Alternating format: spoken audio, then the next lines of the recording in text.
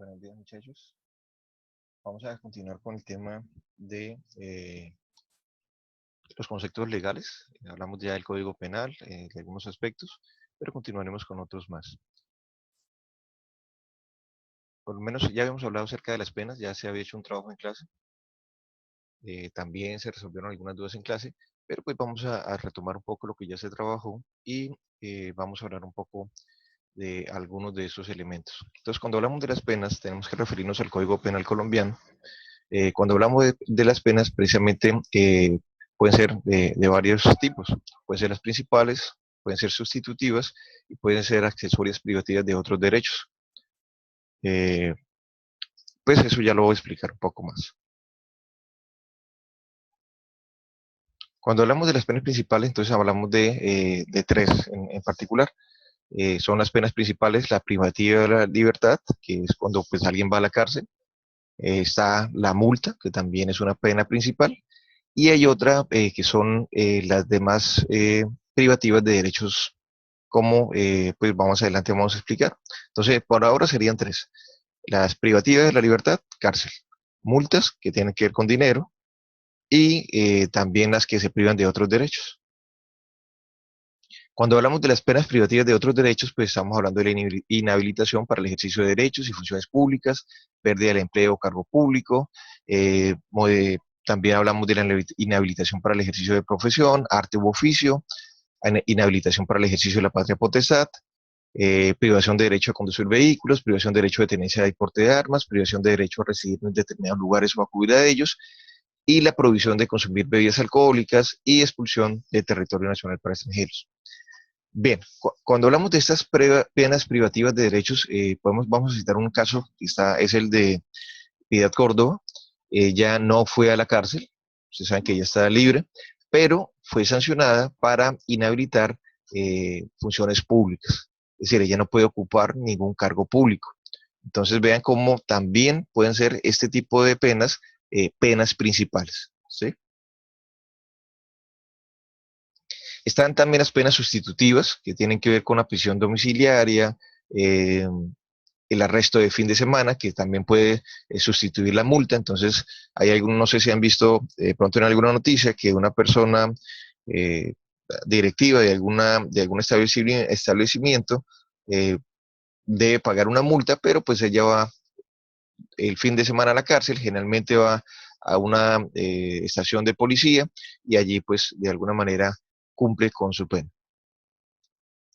Y están las penas accesorias. Las penas accesorias pueden ser privativas de otros derechos, ¿sí?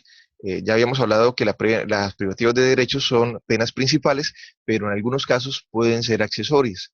Les coloco el caso de este señor, que es Samuel Moreno, exalcalde de Bogotá. Él va a la cárcel, 18 años a la cárcel por delitos de corrupción que tenían que ver con la firma de contratos para recibir beneficios, obviamente, y esto lo lleva a 18 años a la cárcel. La pena principal es la cárcel, pero tiene una pena accesoria donde no podrá ejercer cargos públicos, está inhabilitado. Entonces, en estos casos, ese tipo de penas se convierten en accesorias.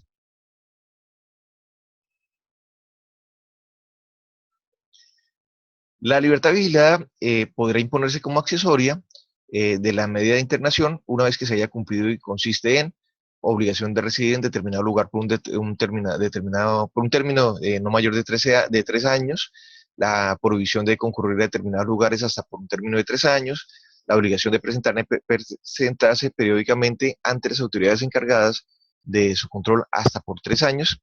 Las anteriores obligaciones sin sujeción a los términos allí señalados podrán exigirse cuando se suspenda condicionalmente la ejecución de las medidas de seguridad. Como verán, esta también es una medida de seguridad, pero no los quiero confundir. Simplemente lo que quiero que entiendan es que esta también podría convertirse en una pena accesoria. Bien, cuando hablamos de las medidas, estamos hablando de medidas de seguridad, con el Código Penal colombiano, medidas de aseguramiento, Código de Procedimiento Penal, y de protección con el Código de Procedimiento Penal, pero también algunos encontraron en los trabajos que me entregaron, encontraron en la ley 1257, que se habla también de las medidas de protección.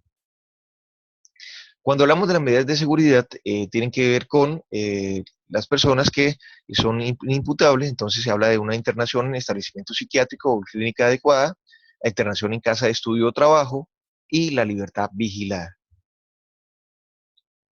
La internación para inimputable por trastorno mental permanente, en este caso la persona que tenga algún tipo de trastorno y requiera de una atención psiquiátrica o clínica, pues tendrá que ser llevado a este lugar y allí cumplirá su tiempo de reclusión.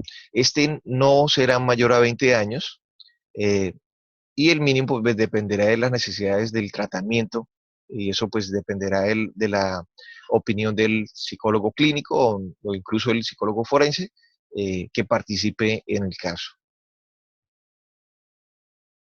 La internación por casa de estudio o de trabajo tiene que ver con imputables que no padezcan trastorno mental. Pues, quienes no padecen trastorno mental y son inimputables, pues ya habíamos hablado de los menores de edad. Pues en el caso de ellos, ellos deben asistir a un lugar en donde se les brinde educación, adiestramiento industrial, artesanal, agrícola o similares. La pena no será mayor de 10 años y el mínimo dependerá también de las necesidades de cada caso en concreto.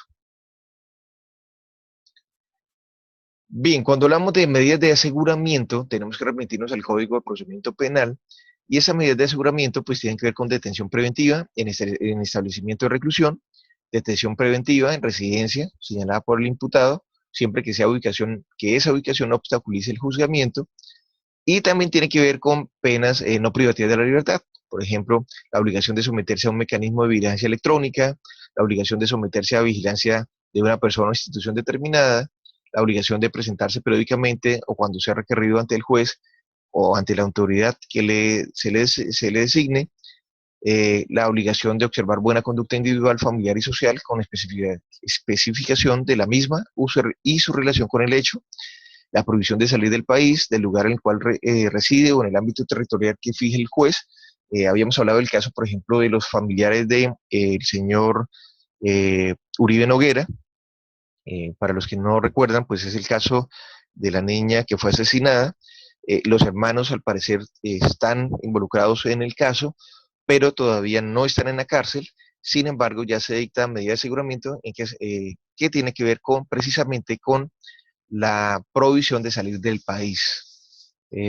Hay otras también que es la prohibición de concurrir a determinadas reuniones o lugares, la prohibición de comunicarse con determinadas personas o con las víctimas, siempre que no se afecte el derecho a la defensa, la prestación de una caución real adecuada por el propio imputado o por otra persona mediante el depósito de dinero, valores, constitución de prenda o hipoteca, entrega de bienes o la fianza de una o más personas idóneas, la prohibición de salir del lugar de habitación entre las 6 de la tarde y las 6 de la mañana, que esa es una medida de aseguramiento. ¿Cuándo se aplica esta medida de aseguramiento? Cuando se crea que la persona puede involucrarse o afectar el proceso de justicia, que pueda, por ejemplo, comprar algún tipo de testigo, amenazar a alguien para que no atestigue o cosas similares, entonces se actúa con la medida de aseguramiento. También cuando se cree que la persona pues está relacionada con algún tipo de organización delincuencial o que pueda resultar peligrosa para las víctimas, se actúa de esa medida. Y también en los casos en donde la persona se sospeche que pueda huir del país, o simplemente se pueda esconder para no ir a la audiencia donde se le va a seguir el proceso como tal. Entonces, en esas tres situaciones se hablaría de la necesidad de dictar la medida de aseguramiento. ¿Quién dicta la medida de aseguramiento? Un juez de garantías, a solicitud del fiscal que lleva el caso en particular. Y también están las medidas de protección. Entonces, las medidas de protección, pues se formulan eh, de acuerdo a la necesidad de protección integral de las víctimas o testigos. Entonces, se fija como domicilio para los efectos de las citaciones la sede de la fiscalía, entonces allá llegan todas las citaciones y la fiscalía se encarga de entregar a la víctima o al testigo. Esa es una medida de protección. Y también se adoptan medidas, por ejemplo, obviamente para las víctimas o los testigos, para evitar posibles reacciones contra ellos o su familia originadas en el cumplimiento de su deber testifical. También se habla de medidas de protección, por ejemplo, sacar al agresor, cuando hablamos de violencia intrafamiliar, del lugar de la casa, de residencia, pues para que no se dañe a la víctima. También se le fijan medidas restrictivas, por ejemplo, no se puede acercar a la víctima por tal, determinado tiempo y, por ejemplo, 100 metros, 200 metros de la víctima no se puede acercar. En el caso de que se encuentren en un lugar, conociendo esta medida, entonces la persona, pues a la quien se le impone, pues tendría que alejarse del lugar, retirarse del lugar para no, pues poder incurrir de pronto pues en algo más grave, donde de pronto se deba detener a la persona. Eh, claro, algunos de estos casos en Colombia, pues tal vez hay ciertas fallas. eh, ya vimos algunos casos este fin de semana o esta semana donde murieron eh, personas que tenían medidas de protección, pero no se cumplieron como tal. Entonces, eso tiene que ver con las medidas de protección. Como ya vimos, entonces se habla de una medida de seguridad que tiene que ver con las personas inimputables que no pueden ir a la cárcel, sino que se les busca otra alternativa. Estamos hablando también de las medidas de aseguramiento, que tiene que ver con las personas que son responsables, o por lo menos que se creen responsables de algún tipo de delito, como autores. Y también estaríamos hablando de las medidas de protección, que está dirigida a las víctimas de ese posible delito. Y también hablamos de autoría, coautoría y de partícipe. Eso también está en el Código Penal. Y pues hablamos de autores, es quien realiza la conducta punible por sí mismo o utilizando a otro como instrumento. Estamos hablando en caso de cuando se habla del autor intelectual, que utiliza a otro para agredir o para matar, eh, también es un autor, aunque él no haya sido quien haya asesinado. Y también se habla de coautores, quienes mediante un acuerdo en común, es decir, se ponen de acuerdo para dividirse el trabajo criminal atendiendo a la importancia del aporte. ¿Qué quiere decir esto? Pues que puede ser que pues se dividan de cierta forma el trabajo para cometer el delito, pero uno de ellos tendría digamos que un papel más importante. Sin embargo, pues eso se tendría en cuenta a la hora de colocar la pena. Eh, También se habla, pues, precisamente que esas penas tendrán que ver con, pues, digamos que las conductas punibles de acuerdo al Código Penal. Entonces, no necesariamente será la misma, el autor y el coautor, la misma pena, sino que se estudiaría, pero igualmente serían responsables del delito. Y cuando hablamos de los partícipes, tienen que ver con precisamente aquella persona que contribuya a la realización de la conducta antijurídica o preste ayuda posterior, ¿sí? Por concierto previo o concomitante a la misma. Incurrirá en la pena prevista para la correspondiente infracción disminuida en una sexta parte de la mitad. ¿Qué quiere decir? Pues aquellas personas que no participaron directamente del hecho, pero que sí de pronto, por ejemplo, guardaron el arma, guardaron el vehículo con que se realizó el crimen, o prestaron el vehículo. Es decir, cualquiera de ellos prestó una ayuda, a veces conociéndolo o no conociendo el objetivo del préstamo, pero aún así serían partícipes.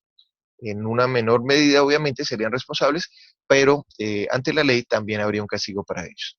Entonces, esa sería básicamente la información que manejamos durante el corte. Entonces, no sé si hay alguna pregunta, pues obviamente la atendería a través del correo electrónico. Muchas gracias, muchachos. Quedamos entonces en contacto. Que estén muy bien.